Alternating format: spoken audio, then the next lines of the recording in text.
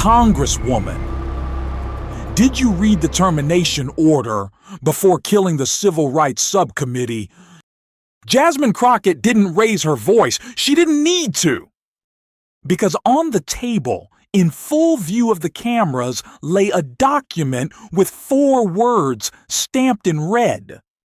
Subcommittee disbanded, effective immediately. And across from her, Rep. Nancy Mace froze caught between silence and self-incrimination. Stay. Watch what happened when Crockett forced them to say the quiet part out loud. The fluorescent lights of the Rayburn House office building cast harsh shadows across the mahogany table where democracy's latest theater was about to unfold. Committee room 2154 buzzed with the nervous energy of a first performance cameras positioned like sentinels to capture every micro-expression, every calculated pause. Representative Nancy Mace adjusted her navy blazer and surveyed the room with the practiced eye of someone who understood that politics was performance art. Behind her, the official seal of the House Select Subcommittee on the Weaponization of the Federal Government gleamed with fresh authority. The irony wasn't lost on those paying attention. This subcommittee convenes today with a sacred mission. Mace began her South Carolina drawl, lending gravitas to words that had been focus grouped to perfection. To root out the political weaponization that has infected our federal agencies and restore trust in our democratic institutions. The gallery was full, but subdued journalists scribbling notes while lobbyists checked their phones with the bored efficiency of people who'd seen this movie before. But in the third row, someone was paying very close attention indeed. Representative Jasmine Crockett sat with the stillness of a predator. Her dark eyes tracked every gesture, cataloged every calculated pause. At 33, the freshman Democrat from Texas had built her reputation as a civil rights attorney who didn't believe in gentle questioning. Today she carried herself with the quiet intensity of someone who had done her homework. Behind Mace, Representative James Comer lounged in his chair with the casual confidence of someone who controlled the chessboard. As chairman of the House Oversight Committee, he'd orchestrated this moment with surgical precision. His Kentucky drawl rarely emerged during formal proceedings, but his presence filled the room like smoke. The American people deserve a government that serves them, not one that serves political interests. Mace continued, her voice rising with practiced indignation. Too long have we watched as federal agencies were turned into weapons against ordinary citizens. Too long have we remained silent while bureaucrats played partisan games with sacred institutions. The words hung in the air like incense, sweet and cloying. Crockett felt her jaw tighten imperceptibly. Sacred institutions. The phrase tasted like chalk. When Mace finally called for opening statements from ranking members, Crockett rose with deliberate slowness. Her heels clicked against the marble floor with metronomic precision as she approached the microphone. Every camera in the room swiveled toward her like flowers following the sun. "Thank you, Chairwoman Mace." She began, her voice carrying the honeyed steel that had made her a legend in Texas courtrooms. "I appreciate your eloquent words about protecting our democratic institutions. Which makes me wonder." She paused, letting the silence stretch like a held breath. Why did this Congress quietly dissolve the Subcommittee on Civil Rights and Civil Liberties in its very first week of operation? Shh. The question landed like a stone in still water, sending ripples across the room. Reporters looked up sharply from their phones. Comer's casual slouch stiffened almost imperceptibly. Mace's smile never wavered, but something flickered behind her eyes. The gentleman from Texas raises an interesting point about congressional restructuring, but that's not the purpose of... The gentlewoman from Texas, Crockett corrected smoothly, is simply curious why a subcommittee dedicated to investigating civil rights violations was eliminated in complete silence while we loudly announce our commitment to oversight and accountability. The correction carried its own weight, a reminder that even in halls of power, some people still had to fight for basic recognition. But it was the substance of her question that had shifted the room's energy. Suddenly, the sacred mission felt less sacred. Congressional efficiency requires difficult choices. Mace responded, but her voice had lost some of its earlier confidence. The Oversight Committee determined that our resources could be better allocated. Whose resources? Crockett interrupted, her voice sharp as a blade. The American people's resources. The same American people you claim deserve protection from weaponization. She moved closer to the microphone, her presence suddenly magnetic. Because it seems to me that the only thing being weaponized here is selective memory. The Civil Rights Subcommittee didn't disappear because of efficiency. It disappeared because someone was afraid of what it might find. The morning sun slanted through the tall windows of room 2154, casting long shadows that seemed to divide the chamber into territories of light and darkness. Crockett had spent the recess poring over documents, her staff working through the night to assemble a timeline that would make the invisible visible. When proceedings resumed, she didn't wait for formal recognition. Chairwoman Mace. Before we discuss theoretical threats to our institutions, perhaps we should examine the concrete abandonment of ongoing investigations that were already protecting American citizens. She held up a thick folder, its contents spilling slightly over the edges like secrets refusing to stay contained. The Civil Rights and Civil Liberties Subcommittee wasn't just ceremonial window dressing.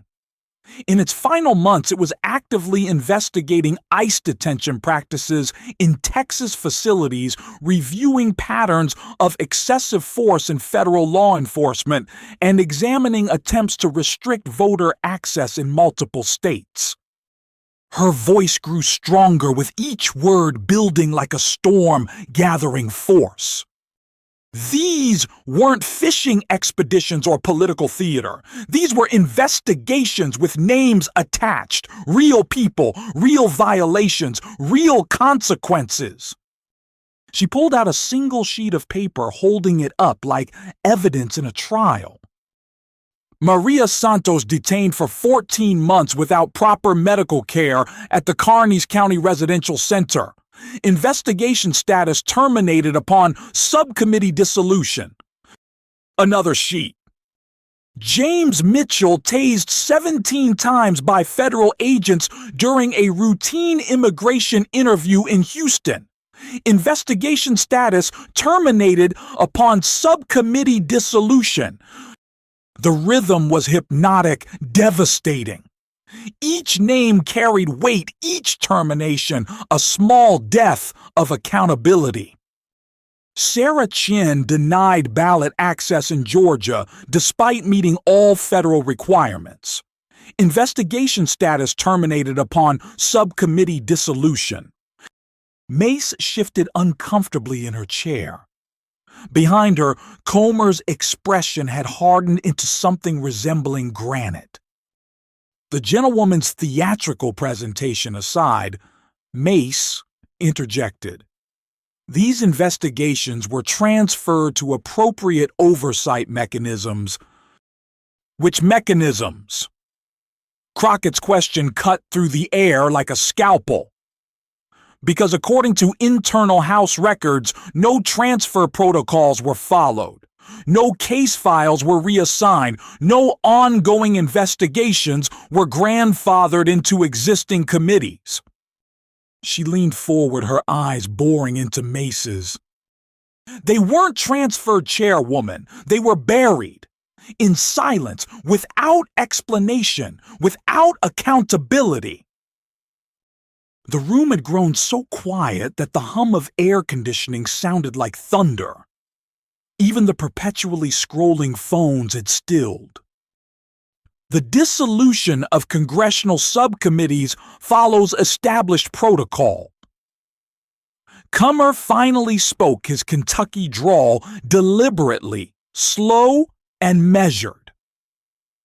Resources were reallocated based on strategic priorities determined by committee leadership. Crockett turned toward him with the fluid grace of a dancer changing partners mid-song.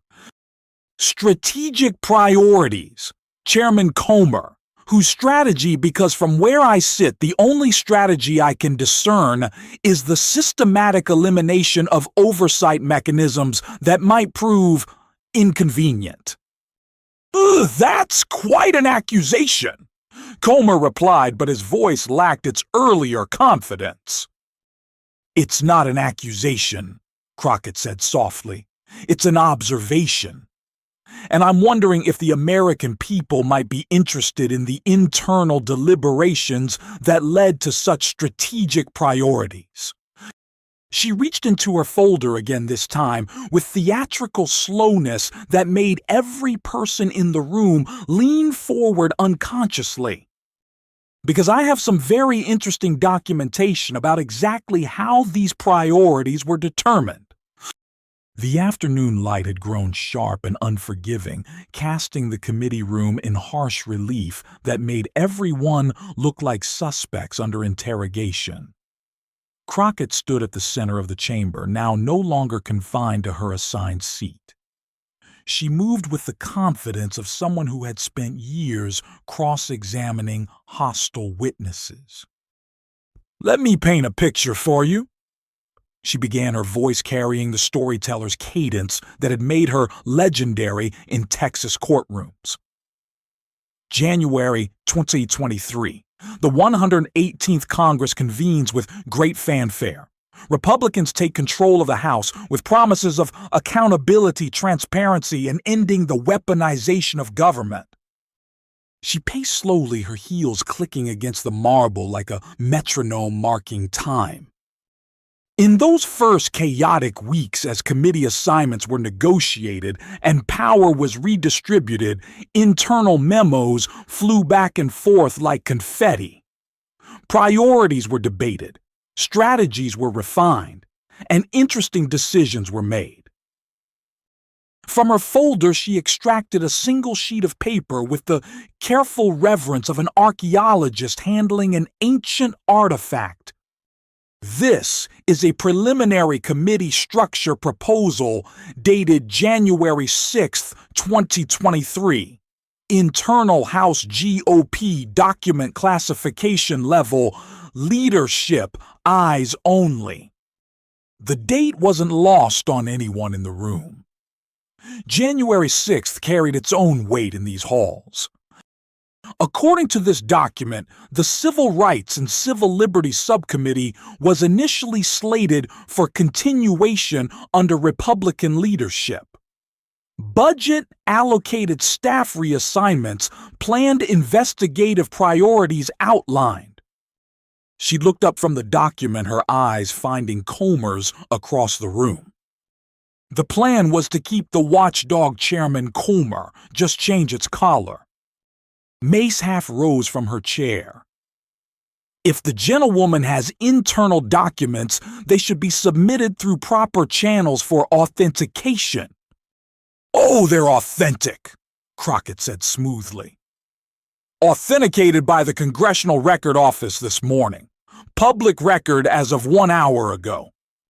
The news hit the room like a physical force. Phones buzzed back to life as reporters frantically began typing. The political calculation was immediate and brutal. If the document was public record, every news outlet in America would have it within minutes. But here's where it gets interesting. Crockett continued seemingly oblivious to the chaos she'd just unleashed. Because exactly 9 days later, on January 15th, everything changed. Another document emerged from the folder, this one bearing multiple signatures and official seals. Revised committee structure. Civil Rights Subcommittee eliminated. Resources reallocated to general oversight functions, effective immediately. Her voice dropped to just above a whisper, forcing everyone to strain forward. 9 days. What happened in those 9 days that changed everything? The question hung in the air like smoke from a gunshot. Comer's face had gone pale beneath his carefully maintained tan. Mace looked like someone trying to solve a math problem while the building burned down around her. Congressional decision-making involves multiple factors.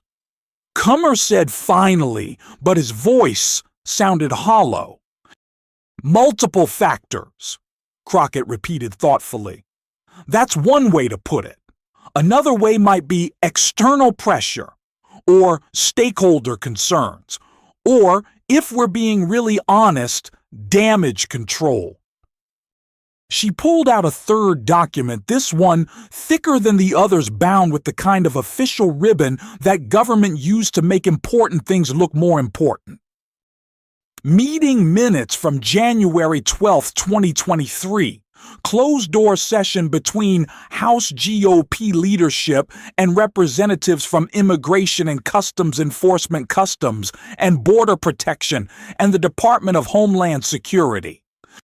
The silence in the room was absolute, now broken only by the mechanical whir of cameras and the distant sound of someone's phone vibrating against wood.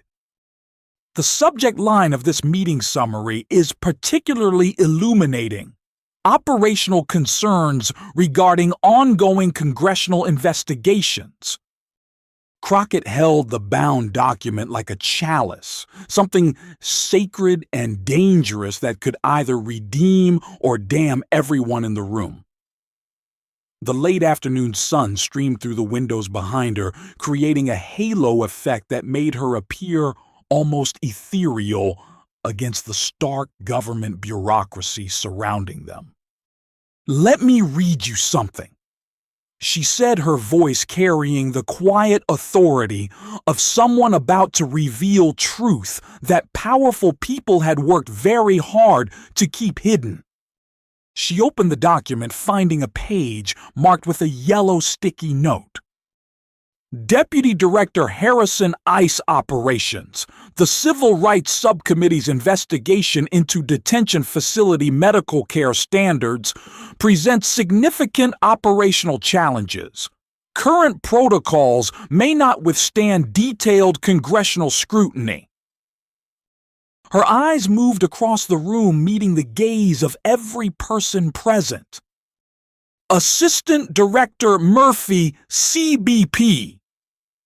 The voter eligibility verification program relies on information sharing protocols that were implemented under emergency authorities. Formal investigation could expose legal vulnerabilities in our current operations. The words landed like physical blows. Each quote peeled back another layer of the careful facade that had brought them all here. And my personal favorite. Crockett continued turning the page with deliberate slowness. Director Stevens, DHS Legislative Affairs, recommend immediate consultation with House leadership regarding subcommittee restructuring options. Current investigation trajectory poses unacceptable risk to program continuity. She closed the document and looked directly at Comer. Program continuity chairman.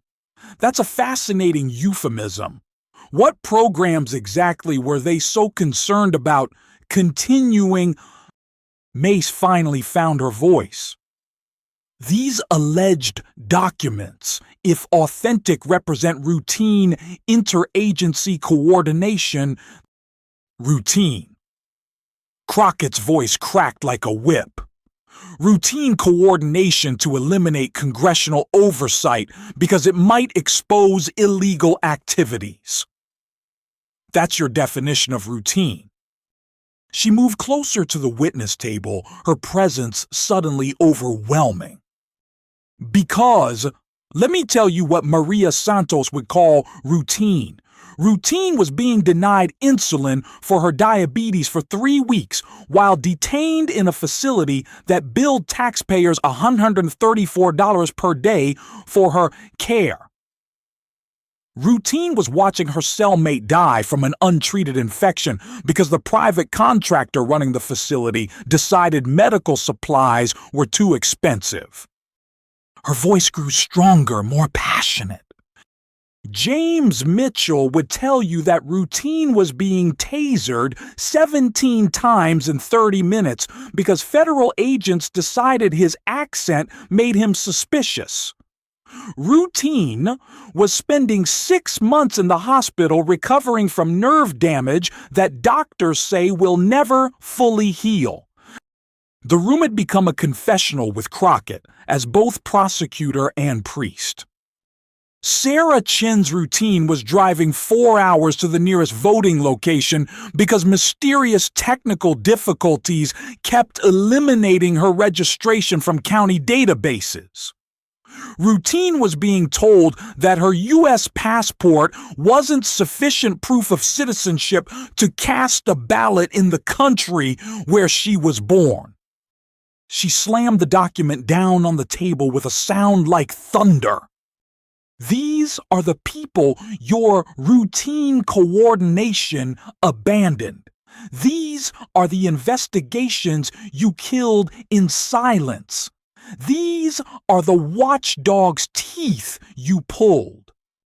Comer stood up slowly, his face flushed with anger and something that might have been shame. The gentlewoman's grandstanding doesn't change the fact that tough decisions had to be made about resource allocation in a new Congress. Resources. Crockett laughed, but there was no humor in the sound.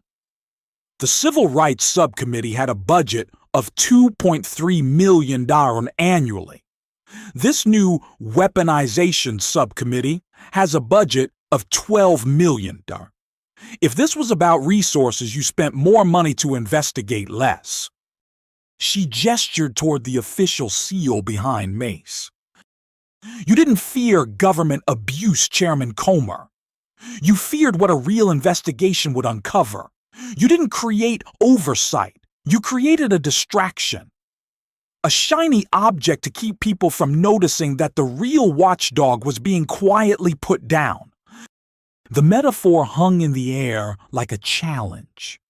Around the room, staff members shifted uncomfortably, suddenly aware that they were witnessing something that would be analyzed and discussed for years to come.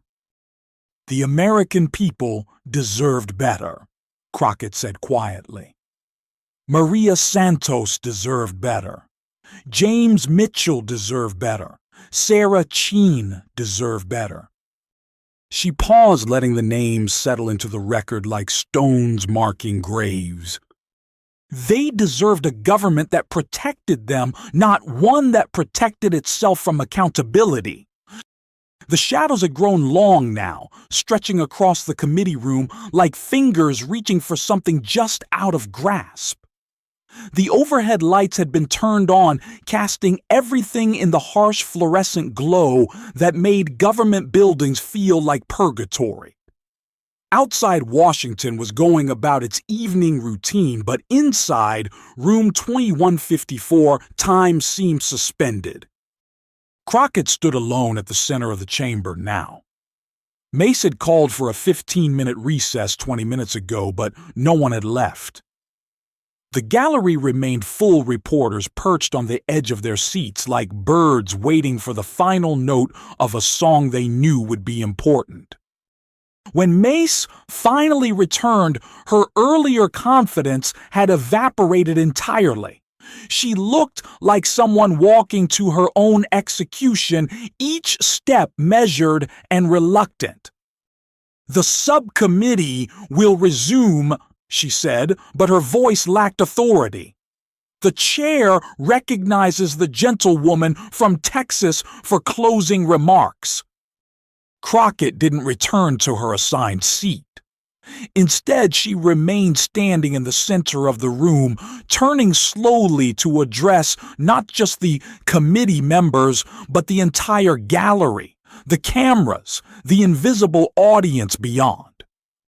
"My colleagues have spent today talking about weaponization."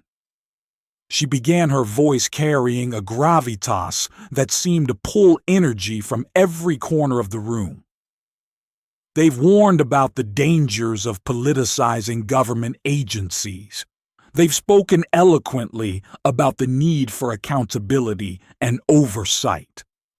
She paused, letting the irony build like pressure in a steam engine. "But here's what they haven't explained. If weaponization is such a grave threat, why did they eliminate the one subcommittee that was actually investigating it?" The question echoed in the sudden silence. The Civil Rights and Civil Liberties Subcommittee wasn't theoretical, it wasn't performative. It was doing the actual work of holding government accountable when government overreached. It was protecting the most vulnerable people in our society from the most powerful institutions. She began to move again, pacing in a slow circle that encompassed the entire room. "They didn't defund the police," she said, her voice growing stronger with each word. "They defunded the watchdog." The phrase landed with the weight of an epitaph. And when that watchdog started barking too loudly about detention facilities that violated basic human rights, about federal agents who used excessive force, about systematic attempts to deny citizens their fundamental right to vote, it had to be silenced.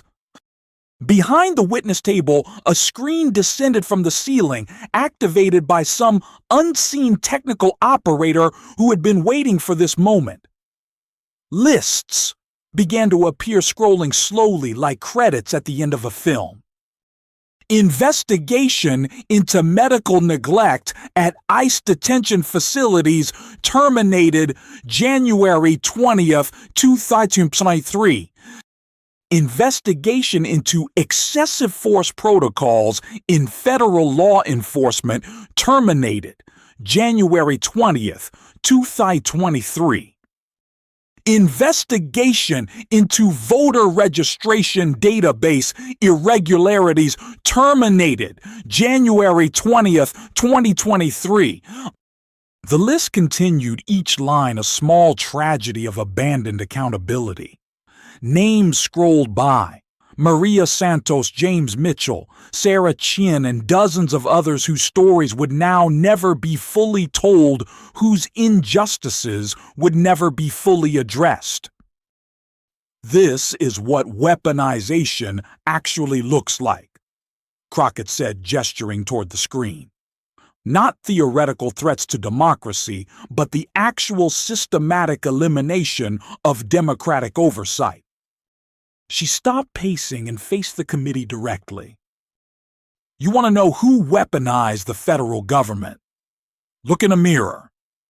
You turned congressional oversight into a political weapon by deciding which Americans deserve protection and which ones don't. Her voice dropped to just above a whisper, but somehow carried to every corner of the room. The watchdog is dead. You killed it in silence, hoping no one would notice, but someone always notices. Someone always remembers. Someone always keeps score. She gathered her documents slowly, methodically, like someone cleaning up after a funeral. The question isn't whether you can bring back the Civil Rights Subcommittee. The question is whether you have the courage to admit why you destroyed it in the first place. Mace's gavel came down with a sound like a gunshot, but there was no authority left in it. This subcommittee stands adjourned. But Crockett remained standing as the room erupted around her, reporters shouting questions, staff members scurrying with urgent purpose, cameras flashing like lightning in a storm. She stood alone in the center of it all, a figure of quiet dignity, surrounded by chaos. The screen behind her continued scrolling through the list of terminated investigations, each line a small monument to accountability abandoned. The late afternoon sun slanted through the tall windows, casting long shadows that seemed to reach toward something just beyond their grasp. Outside Washington continued its eternal dance of power and compromise. But inside room 2154, something had shifted. A truth had been spoken that couldn't be unspoken, a question asked that couldn't be unanswered. The watchdog was dead, but its ghost would haunt these halls for years to come.